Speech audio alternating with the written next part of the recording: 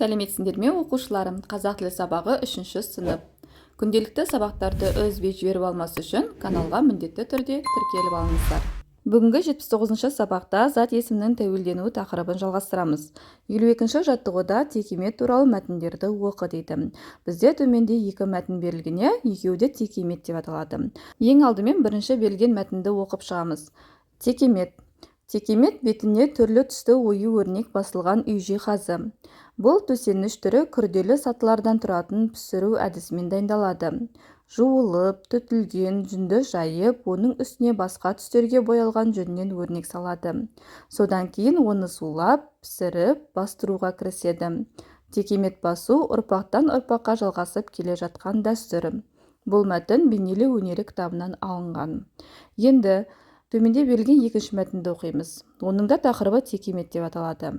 Біреуі жүн жаймалап, біреуі су себеді. Енді бірі шиге орап, жабылып бәрі тебеді. Ыстық су құйып үстіне, қатайсын деп қарпиды. Шықты киіз пісті де, сыннан өтіп сан қилы. Бұл өлеңнің авторы Оразақын Асқар.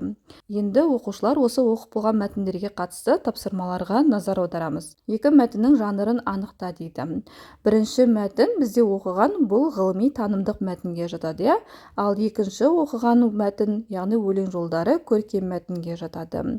Енді осы оқыған мәтінімізден олардың ұқсастығы мен айырмашылығын анықтауымыз қажет, және текемет қай мәтінде нақты, қай мәтінде бейнелі сипатталған дейді.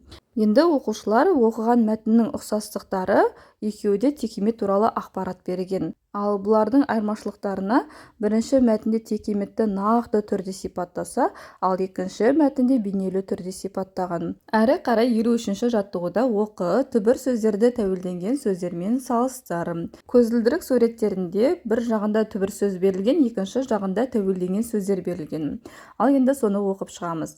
Білек, білегім, аспап, аспабым, моншақ, моншағым, тарақ, тарағы, қалық, қалқы, әріп, әрпім. Енді осы оқыған түбір сөздер мен тәуелденген сөздерде қандай өзгеріс байқадың дейді. Бұл сөздердің жазылуын есіңе сақта. Яғни төмендегі ережені оқи отырып есімізге сақтауымыз қажет. Тәуелдік жалғау жалғанғанда түбір сөздің соңындағы қатаң п, к, қ дыбыстары ұянға өзгереді. Мысалы, доп деген сөздегі п дыбысы тәуелдік жалғауы ы дыбысы жалғанғанда п дыбысы б дыбысына өзгереді. Дәл солай жүрек деген сөздегі к дыбысы жалғауы жалғанған кезде к дыбысы г дыбысына өзгереді, яғни жүрегі. Қалақ, қалағы. Тәуелдік жалғау жалғанғанда кейбір түбір сөздердің жазылуы өзгереді. Мысалға, халық деген сөздегі ы дыбысы түсіп қалып, х дыбысынан кейін ы дыбысы жалғанады, яғни қалқы болып өзгереді. Дәл солай әріп, әріпі. Осы ережені міндетті түрде жазылуын есімізге сақтап аламыз. Енді төмендегі тапсырмаға назар аударайық. Осы тәуелденген сөздермен сөйлем құрастырып айтып көр дейді. Бірінші, бізде көзілдіріктегі білегім деген сөзге мен білегіме білезік тақтым. Келесі, аспабым. Менің сүйікті музыкалық аспабым ол домбыра. Одан кейін моншағым деген сөзге мойнымдағы ақ моншағымды құрбыма бердім. Одан кейін тарағы.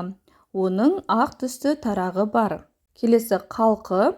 Қазақ қалқы қонақжай халық. Одан кейін әрпім. Жазған әріптерімнің ішінен а әрпім ұнайды. Әрі қарай жалғастырамыз. 54-ші жаттығуда жақшадағы сөздерге тиісті тәуелдік жалғауын жалғап жаз деген тапсырма берілген.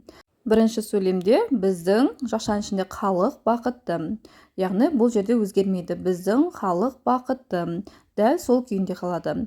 Келесі екінші сөйлемде сенің жақшаның ішінде дауыс естілмейді. Бұл жерде тәуелденген кезде сенің дауысың естілмейді деп өзгереді. Үшінші сөйлем менің уақыт болмады. Бұл жердегі тәуелдік жалғауда менің дегенде жалғауы жалғанады. Менің уақытым болмады деп өзгереді. Келесі төртінші сөйлем мемлекеттің мүлік шашпа.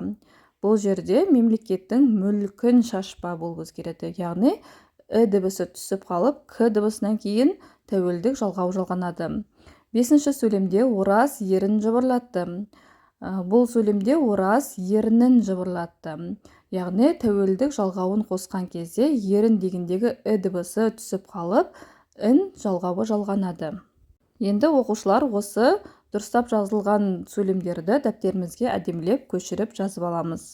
55-ші жаттығуда сурет берілген және тірек сөздер берілген. Осы берілген суреттің және тірек сөздердің көмегімен ісмер тақырыбына мәтін құрастырып жазды. Және тақырыбы ісмер деп аталады. Берілген тірек сөздер тұскиіз, бөлме қабырғасын сәндеу, ұлттық жиһаз, ісмер, түсті жіп, кестелеу, ұсақ моншақтар, алтын зерлі жіп, өрнек, сән беру деген тірек сөздерді қатыстырып мәтін құрауымыз қажет. Тақырыбы ісмер. Менің апам ісмер, қолынан барлығы келеді. Менің үстімдегі кеудешені апам тігіп берді. Қабырғада ілініп тұрған тұскиізді де апам өзі жасаған. Тұскиіз бөлме қабырғасын сәндеуге арналған ұлттық жиһаз. Апамда ісмерге қажеттінің барлығы бар. Олар түсті жіп, кестелеуге арналған ұсақ моншақтар, алтын зерлі жіп, өрнектер. Бұлардың барлығы сән беру үшін қолданылады. Енді осы құрастырған мәтіннің ішінен тәуелдеулі сөздерді тауып астын сызып шығамыз. Оларға апам, м жалғауы, қолынан жалғауы, үстімдегі ім жалғауы, апам дегенде м жалғауы және келесі сөйлемде апам, одан кейінде апамда дегенде м жалғаулары осы тәуелділік жалғауларына жатады. Сондықтан осы сөздердің астын сызып шығамыз. Ал енді оқушылар, бүгінге берілген сабағымыз аяқталды. Егер де сабақ ұнаған болса, каналға міндетті түрде тіркеліп, лайк басуды ұмытпаңдар.